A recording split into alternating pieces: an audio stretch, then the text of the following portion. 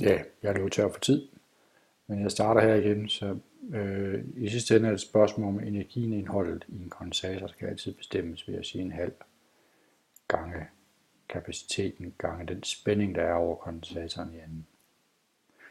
Så jo større kapacitet og jo højere spænding, jo mere energi er der sådan set indeholdt i den. Og det gælder altid. Ja, så står der lige lidt her om, hvad det er. Jamen altså, det er et spørgsmål, om vi kan opbevare en elektrisk ladning i et stykke tid, og så aflade den lidt senere. Men vi kan jo ikke helt sige, at det er et batteri, for det er jo ikke det er slet ikke det, det er beregnet til, men det kan lave den her forskydning af strøm og spænding, og basalt set så er det jo stik modsat spolen, fordi i en kondensator, der er ved påtrykte vekselspændinger, der er, hvad er det, kondensatorvirkningen, spændingen 90 grader efter strøm. Det vil sige, at vi har en stor startstrøm, og så kommer spændingen efter. Og det er lige præcis 90 grader, så det bliver stik modsat det, vi kender fra spolen. Hvad kan vi bruge dem til? Jamen, jeg har skrevet net her, hvor der står fasekompensering. Og hvis vi betragter det her ude som, altså det er jo ikke en elmotor, men det er jo basalt set de komponenter, der er i en elmotor. Ikke? Der er noget spolevirkning, og så er der noget modstandsvirkning. Og hvis vi kigger på, hvis vi ser det som, at det var en motor, så er det et spørgsmål om, at det eneste, vi kan få ud på en aksel fra en motor, det er jo virkeeffekt. Og virkeeffekt, det kommer ved at tage virkestrømmen, sætte den i anden og gange med den modstand der. Så det giver den elektriske virkeeffekt i maskinen. Hvor meget det så kommer på akslen, det er jo så et andet spørgsmål. Men trods alt, så er det den der størrelse, vi skal have fat i. Men når vi har det her system, så er der jo, hvor vi har sat spændingen opad, så vil virkestrømmen, den vil være i overensstemmelse med den spænding, fasemæssig overensstemmelse med den spænding, der står her, klemspændingen basalt set. Men vi har også en anden strøm til rådighed. Vi har en spolestrøm, som er 90 grader bagud i forhold til spændingen, den står her. Og så får vi jo for sådan et system en kombineret strøm, det vil sige, det er egentlig den, der løber her. Og hvad betyder det? Jamen, når det ser sådan her ud, så betyder det jo egentlig, at kilden herhen skal levere en større strøm, end vi overhovedet kan anvende, fordi vi har kun den her til rådighed. Så jo mere fasedrej vi har, jo længere bliver den her strøm, som egentlig skal sende afsted i kablet, og vi får ikke noget ud af den. Og det er jo generatoren, der skal levere det. Så det man kan gøre her, det er, at man kan sætte kondensatorer på, som kompenserer det.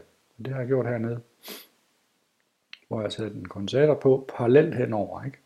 Det vil sige, at den klemspænding vi har, den står også over kondensatoren, og den står også over det her spolesystem, ikke? Spolemodstandssystem. Så hvis vi kigger på det som vektorer, så kan vi jo stadigvæk sige, at den her strøm set som vektor, den må jo lige med den her strøm som vektor, plus den her strøm som vektor. Det er vores gode gamle Kirchhoffs første lov. Og hvad betyder det? Jamen det betyder jo i hvert fald, at de har den her spænding, den har de jo til fælles alle tre alle to, spolesystemet og kondensatorsystemet. Og spolen den ser sådan her ud. Det er jo ikke ændret, at det ser sådan her ud for spolen. Men der er jo sådan en strøm mere inde i billedet, som skal udgøre den samlede strøm, og det er den her IC. Så hvis vi nu afstemmer den her kondensator, så den laver en strøm, der er lige så stor og modsatrettet vores spolestrøm, så kompenserer vi jo sådan set ind, sådan at den strøm, der kommer her, den får nøjagtigt den her størrelse. Ikke? Kan I forestille jer det? Eller kan I se det? Det kan jeg jo ikke spørge om, for I kan jo ikke svare. Men det er jo basalt set om, at de to reaktive strømme, den der var for spolen og den der for kondensatoren, de udkompenserer hinanden, og så får man det fænomen, at den strøm, vi sender afsted fra generatoren, det bliver også den, der bliver afsat herhen. Ikke? Og så har vi sådan set, kan man sige, på det her stykke af kablet, har vi fået en forbedring. Ikke? Fordi den her kører med en mindre strøm. På den anden side af kondensatoren herhen, der har vi jo den samme. Det er jo stadigvæk den her, den har ikke forandret sig. Så hvis vi nu placerer den her ude ved det her system, som jeg har kaldt en motor, så har vi jo sådan set et eller andet sparet vores generator for at producere en så stor strøm, men kan også med at producere den her. Andre muligheder med kondensator. Jeg har skrevet en DC-blokker. Det er jo selvfølgelig lidt mere over i svagstrømmes. Det er signalafdelingen, kan man sige. Fordi en kondensator, det er jo sådan, at Den overfører jo ikke DC. Hvis du påtrykker en DC her, så kommer det jo ikke igennem. Det, der skal til, for at den kan få noget strøm igennem, det er kun AC, der egentlig passerer igennem kondensatoren. Så hvis der var et signal, vi skal bruge overlejet med et DC-niveau, det jeg prøver at tegne her, jamen så kan man sige, der står det som plus her, så står den der DC-spænding hen over kondensatoren, og så er det basalt set kun signalet, der kommer igennem til vores måleenhed, hvad det nu måtte være. Ikke? Ligeledes en anden mulighed, støjundertrykkelse. Det er jo typisk, hvis man har noget elektronik her, og man har noget signaler. Det er jo meget tænkeligt, at det er støjfyldt, hvis vi snakker om den verden, som vi befærder jer med generatorer, med magnetfelter og e-felter osv. At skulle der gå nogle signalledninger, så er det meget tydeligt tænkeligt, at der måske er et signal, og så er det overlejet af en hel masse støj. Støj det er som regel højfrekvens, og en kondensator det hedder 1 del med 2 pi f gange c. Nu har jeg ikke skrevet det nogen steder, men det står jo i bogen. Og det betyder jo, at jo højere frekvenser, jo mindre bliver den størrelse, vi kalder xc. Så ved høje frekvenser, der oplever den det her som en kortslutning, hvis de er høje nok. Det vil sige, at de højfrekvense elementer de bliver kortsluttet her, mens den lidt lavere frekvens, som er vores signal, den kører videre igennem og kommer ind i vores apparat. Ikke? Ja. En anden mulighed, som vi næsten har mødt lidt, det er jo i forbindelse med ensretning. At hvis vi har en transformator, og vi ønsker en DC i stedet for, så starter vi med en diodebro, som giver os de her, fra at vi har en ren veksel, til at vi har de her pulserende jævnspænding, kan man kalde det. Og hvis man så laver et system med en modstand og en kondensator, så laver man det, der hedder en lavpasfiltrering. Men basalt set så betyder det, at de her pulser efterhånden de kommer igennem, så lader de kondensatoren op til et eller andet niveau, og så holder den det niveau i det omfang, den kan. Det kommer an på, hvor meget vi tapper af. Men basalt set så har vi fået lavet en DC ved hjælp af det system her.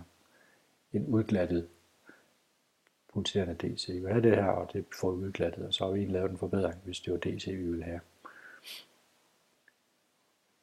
Lige et par fif fra bogen også. Jeg skal lige tænke over, når man sætter kondensatorer i parallel, så bruger man den her formel. Altså den ene plus den anden plus den tredje. Og man kan jo se det, hvis man prøver at lave en parallel forbindelse og kigger lidt på det, som forskellige arealer, og så har de så, for at ikke komplicere opgaven, så har de lavet med at lave forskellige afstand mellem pladerne, men man kan jo se et eller andet sted, at som kondensator betragtet, så er det jo bare en summering af pladearealet, og det giver jo, at den samlede kondensator er lige med C1 plus C2 plus C3. Tilsvarende med serieforbindelser, jamen overordnet kan man jo betragte det sådan, at når man har dem i en serie, så begynder det begynder bare sådan ligesom at blive et lederstykke, der transporterer negativt til positivt, og det gør det her også. Så et eller andet sted at opleve udefra, så er det ligesom, at den ser bare, at det har den samme pladeareal, men afstanden er på grund af, at der er 3, så er afstanden tredoblet mellem pladerne. Og så kan vi gå op og kigge op i starten, hvor man definerede, hvordan kondensator, den størrelse blev beregnet. Og det var altså noget med, at afstanden mellem pladerne stod for neden på sammen med nogle andre størrelser. Det vil gøre, at kondensatoren skal lægge sammen. Kondensator i serie skal lægge sammen med vores reciprokformel. Så det er faktisk stik modsat det, vi kender fra modstanden. Og det var den sidste slide. Nu prøver jeg lige at se, om jeg hurtigt kan trille tilbage og finde der, hvor vi har den, der her var den, ikke? Nej, det var ikke den, jeg havde det med C, kondensatorstørrelsen. Den var der. Arealet af pladen gange dielektrikum delt med afstanden mellem pladerne.